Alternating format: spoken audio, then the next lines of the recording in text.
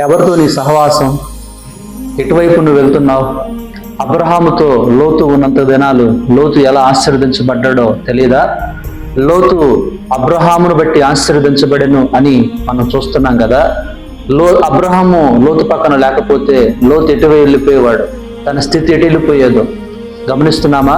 పరిశుద్ధుల సహవాసము మనం కలిగి ఉంటే, పరిశుద్ధులతో మనం జీవిస్తూ ఉంటే, వారి సహవాసానికి మనం అడుగులు వేస్తూ ఉంటే, మనలను వారి మీద ఉన్న అభిషేకము, వారిలో ఉన్న ఆశీర్వాదం మనల్ని కూడా వెంటాడుతూనే గుర్తు చేసుకోవాలి. పరిశుద్ధుల సహవాసాన్ని విడిచి ఈరోజు నీ ఇష్టం వచ్చిన సహవాసాలకు వెళ్తున్నావేమో, నీ ఇష్టం వచ్చినట్టుగా నువ్వు తిరుగుతున్నావేమో, జాగ్రత్త. ఇదిగో దేవుడి కనుదృష్టి లోకమందంతటా ఉన్నది. ఇదిగో లోతు వెళ్ళిపోయినట్లుగా నీవు కూడా సొదొమ పచ్చగా కనబడుతుంది. లోకములో ఉన్న వ్యక్తులు పచ్చగా కనబడుతున్నారు. లోకములో ఉన్న వ్యక్తులు సంతోషంగా ఉన్నారు.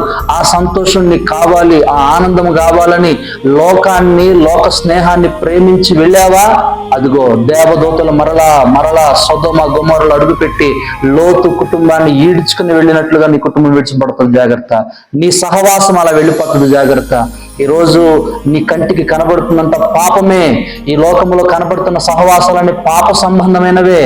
వాటి దిక్కున నీవు చూసిన ఎడల ఇదిగో దేవుని పరిశుద్ధత నీలో నుంచి వెళ్ళిపోతుంది. నీ మీద కప్పినటువంటి వస్త్రము తొలగిపోతుంది. దేవుడు కార్చిన రక్తం వ్యర్థమైపోతుంది. సహవాసము జాగ్రత్త, సహవాసము జాగ్రత్త. ఎవరితో వెళ్తున్నావు?